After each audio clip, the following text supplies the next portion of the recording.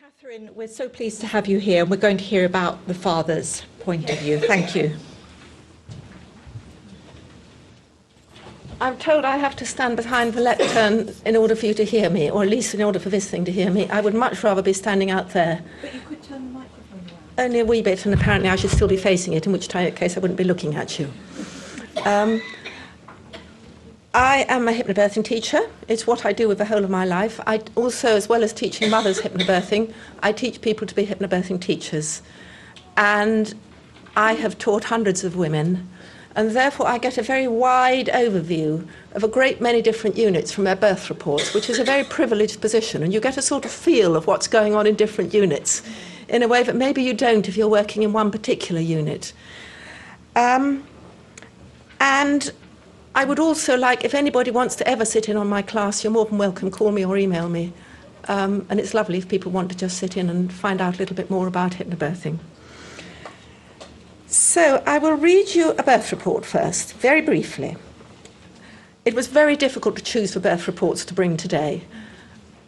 And it said, "It was a truly wonderful experience, all thanks to your course. I think that the first stage was 2.5 hours and the second 30 minutes, followed by natural delivery of a placenta within 20 minutes after being left for an hour in between to spend time with our daughter. First baby." Isn't that fantastic? You know, I dance around with glee when I get birth reports like that. It makes me so happy. But hypnobirthing is a word which is generally used to talk about hypnotherapy for birth because it has become so well known. A few years ago, I would teach mothers who say, well, I've sort of heard of this, but I don't quite know what it's like.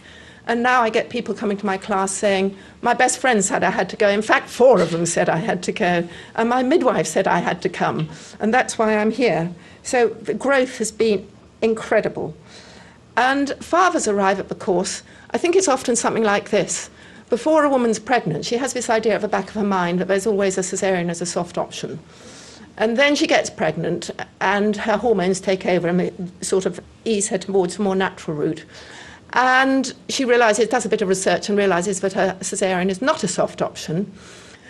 And then she gets the negative birth stories and she suddenly thinks there's only one way out and it's going to be really, really painful.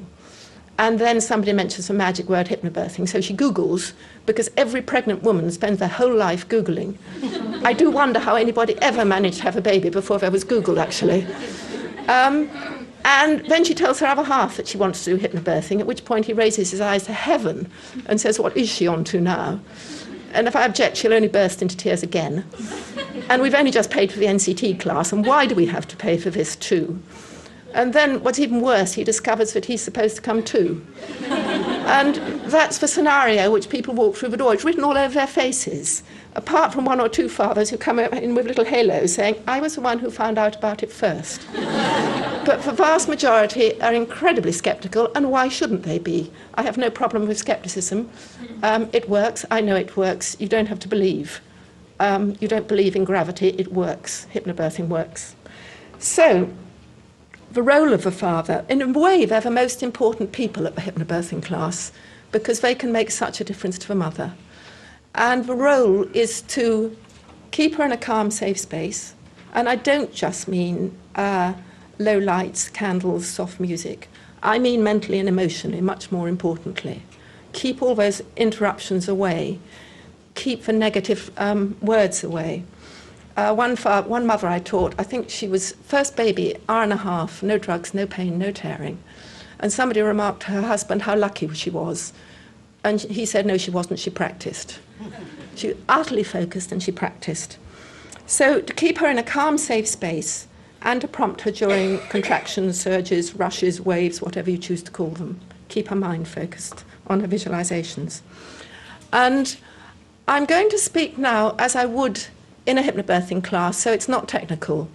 But it is the rationale bit, which I'm possibly slightly going over what was said before, but it is so important, particularly for fathers, to know that there's a logic behind it.